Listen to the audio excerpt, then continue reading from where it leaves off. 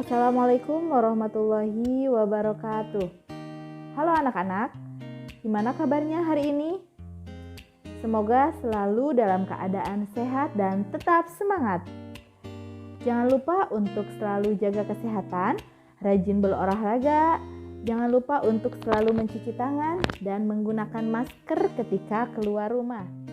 Bertemu dengan Ibu Lia di dalam pelajaran Bahasa Indonesia kelas 9. Baiklah, sebelum kita memulai pembelajaran, alangkah baiknya kita berdoa terlebih dahulu. Berdoa mulai. Selesai. Kali ini kita akan membahas materi tentang cerpen. Ada yang tahu cerpen singkatan dari apa ya? Betul sekali, cerpen adalah singkatan dari cerita pendek.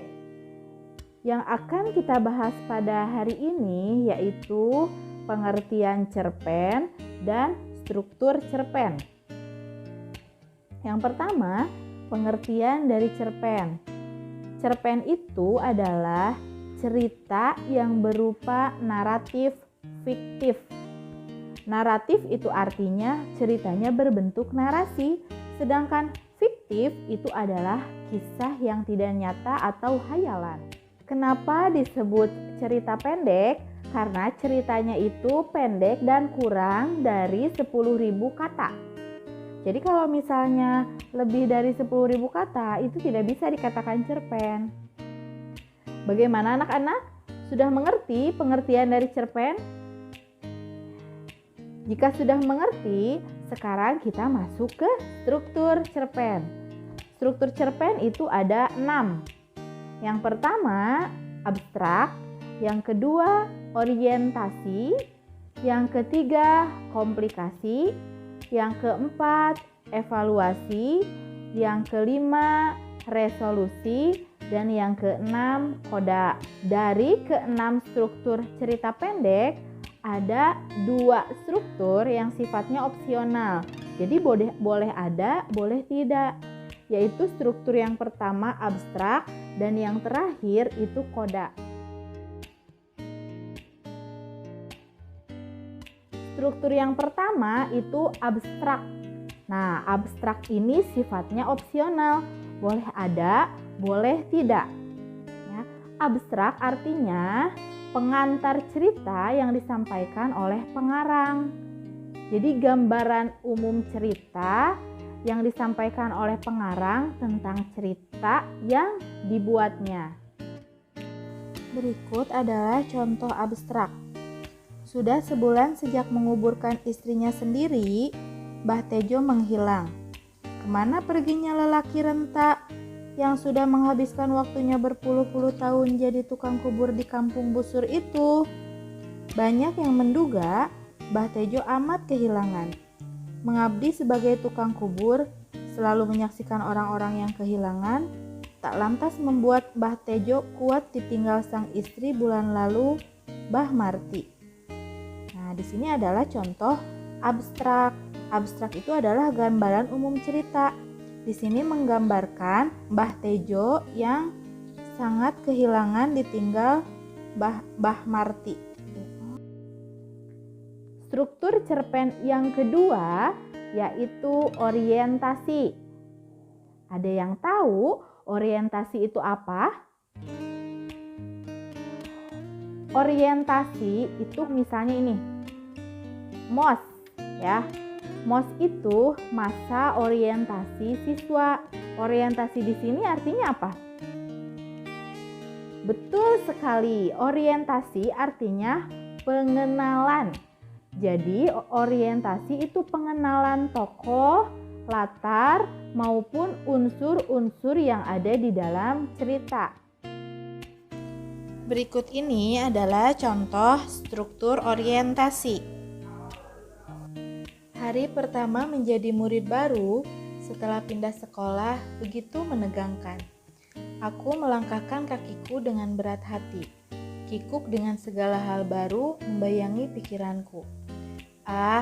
Tiba-tiba aku begitu rindu dengan suasana kelas, teman-teman, dan guru-guru di sekolah lama. Bagaimana jika aku tidak memiliki teman? Bagaimana jika teman sebangkuku tidak ramah? Bagaimana jika guru-guru tidak bersahabat? Bagaimana jika ini dan itu? Nah, bagian orientasi tersebut mengenalkan tokoh aku ketika menjadi seorang murid baru di sekolah pindahannya, dan juga menjelaskan tentang keadaan perasaan tokoh aku yang tegang. Struktur cerpen yang ketiga yaitu komplikasi. Nah, komplikasi di sini artinya adanya konflik. Konflik di sini itu bisa konflik dengan lawan tokoh atau bisa juga konflik dengan diri sendiri. Diri sendiri itu yaitu adanya konflik batin. Itu. Baik, mari kita lihat contoh komplikasi. Loh, kenapa menangis? Tanya Eyang Putri cemas. Beliau meletakkan obat dan segelas air putih di meja. Via diam tidak menjawab. Isaknya semakin jelas terdengar. Nah, kutipan di sini adalah bagian dari komplikasi. Nah, di sini komplikasi itu kan adanya konflik. Nah, konfliknya itu Via menangis dan Eyang Putri itu merasa cemas atas keadaan Via. Sekarang kita lanjut ke struktur cerpen yang keempat, yaitu evaluasi. Evaluasi itu penurunan dari konflik menuju ke pemecahan masalah. Ya. Berikut ini adalah contoh evaluasi. Pak Ahmad merasa sanggup menghajar orang itu meskipun usianya lebih tua. Semangat mati dalam pertempuran melawan penjajah tiba-tiba bangkit lagi. Tapi rasanya itu tidak sepadan dengan tidak gaya untuk berhadapan dengan tuntutan keadilan hanya gara-gara tukang es yang kacau itu. Tanpa merasa takut sedikit pun, Pak Ahmad menaruh uang 10.000 di atas salah satu gelas tukang es itu. Lalu dengan perasaan hancur lebur, ia berbalik dan pergi, siap menghajar kalau tukang es itu mencoba menyerangnya, tetapi tidak. Ini adalah contoh evaluasi. Evaluasi itu konflik yang mulai diarahkan kepada pemecahan masalahnya. Struktur cerpen yang kelima yaitu resolusi. Resolusi itu solusi. Solusi itu artinya pemecahan masalah.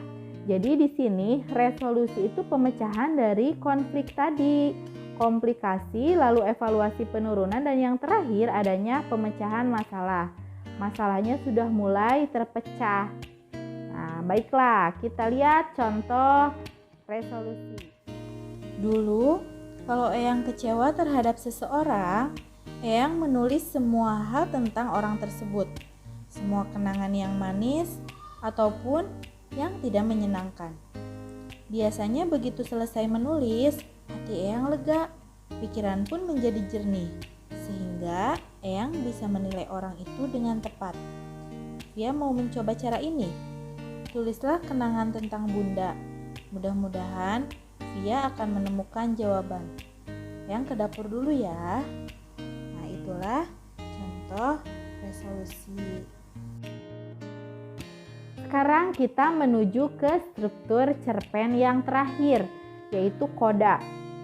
Koda di sini sama seperti abstrak, jadi sifatnya opsional. Boleh ada, boleh tidak. Nah, koda artinya pesan yang ingin disampaikan si pengarang. Bagaimana anak-anak? Hari ini kita sudah belajar pengertian cerpen dan struktur cerpen. Menyenangkan bukan? Tentu sangat menyenangkan. Sebelum mengakhiri pembelajaran, Ibu akan menyimpulkan terlebih dahulu materi tentang cerpen hari ini. Yang pertama, pengertian. Pengertian dari cerpen adalah cerita yang berbentuk naratif fiktif. Yang kedua, struktur dari cerpen. Ada berapa? Masih ingat struktur dari cerpen ada berapa? Ya, pintar. Ada 6. Yang pertama itu abstrak, yang kedua orientasi, yang ketiga komplikasi, yang keempat evaluasi, yang kelima resolusi, dan yang keenam adalah khoda.